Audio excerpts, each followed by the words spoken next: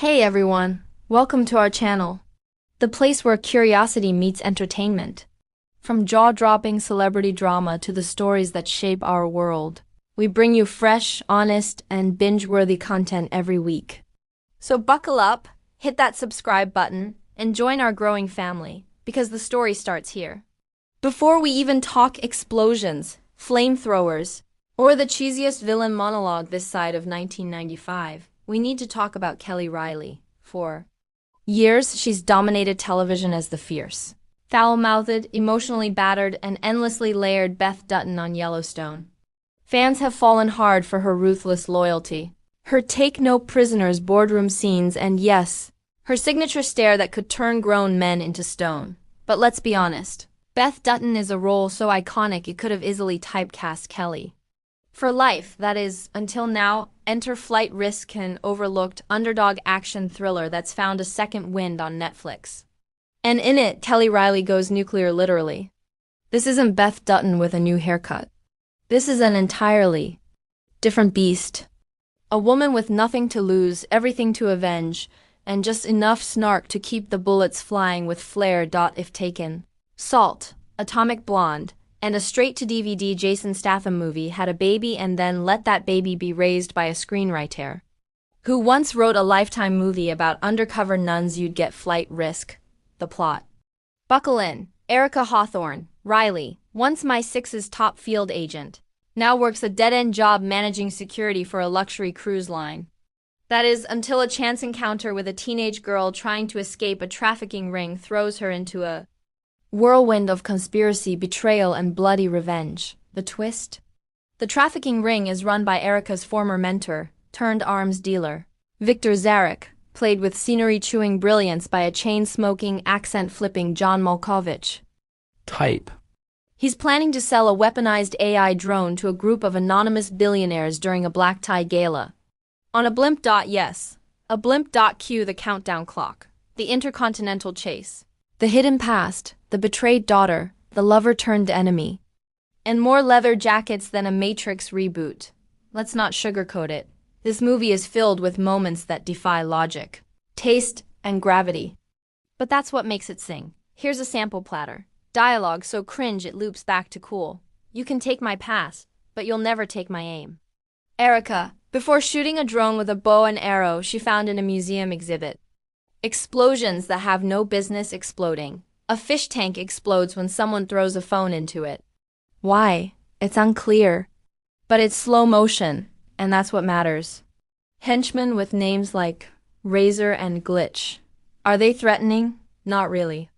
But they sure know how to pose menacingly while dubstep plays. A final fight scene choreographed to opera, not just any opera. A remix of Carmen with electric guitar solos. Trust us. It slaps. What makes this movie so watchable beyond the fireballs and helicopter chases is Reilly's performance. She commits hard. Erica Hawthorne is a blend of vulnerability, ferocity, and sass. She's lost everything, her career, her family, her sense of self, and the movie lets that show. Reilly plays Erica with a haunted elegance that cuts through even the cheesiest set pieces. One minute she's doing parkour across Paris rooftops.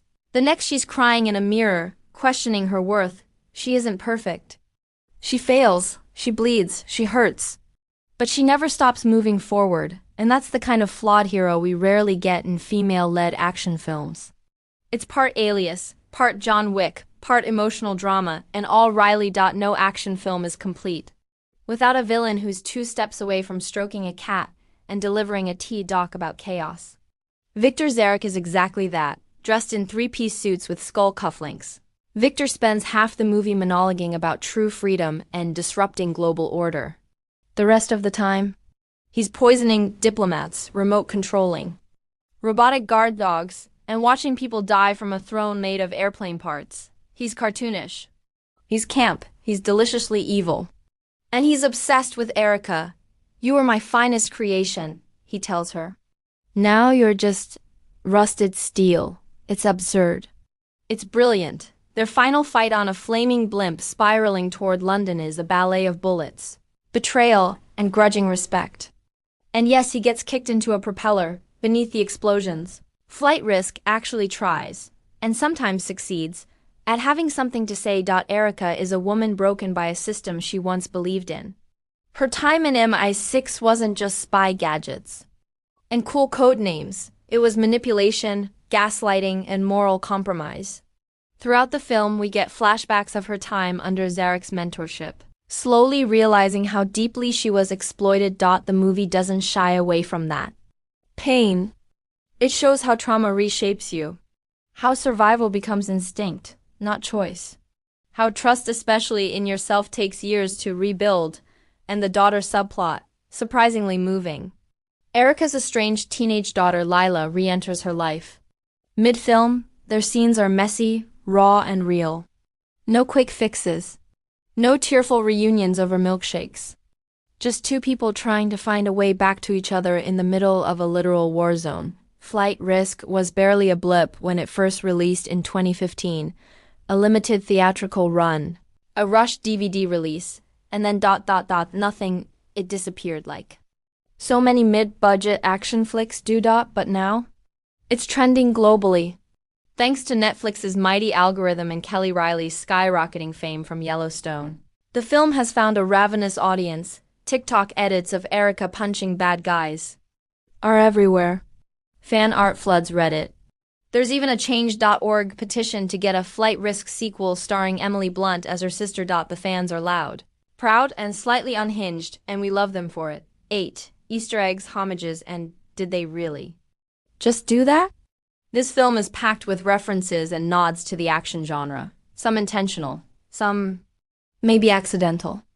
Highlights include a scene mimicking The Mission, impossible wire drop except Erica falls hard, a fake passport showing Erica's alias as Sarah Connor. Cute. One-liners ripped straight from 90s Schwarzenegger movies. A moment where Erica hides a weapon in a statue of Winston Churchill. Subtle, right? These winks to genre classics make the movie feel like a love letter and also a bit like a parody. And somehow that duality works. Netflix knows when it has a hit and Flight Risk has already started sequel buzz. There's talk of a prequel series set during Erica's MI6 days. Rumors of Idris Elba joining as a rival agent. Speculation about a crossover with Extraction or The Gray Man. Kelly Reilly seems open to more. In an interview, she said, "I loved playing Erica. She's wild, she's wounded, she's unpredictable. I'd absolutely jump back into her boots if the story's right and the explosions are bigger." Given the response, it's likely we haven't seen the last of her. Not every movie needs to be Oscar bait. Not every film has to be a $200 million blockbuster or a gritty indie drama. Sometimes we just need something fun, something bold, something ridiculous, and something real underneath all the bombast. Flight Risk is that movie. It's cheesy, yes, but also heartfelt. Loud, yes, but also vulnerable. It's proof that you can have flamethrowers and emotional depth, car chases and character arcs, one-liners and something to say. Kelly Reilly didn't just escape Yellowstone, she detonated the whole barn and drove off in a stolen tank.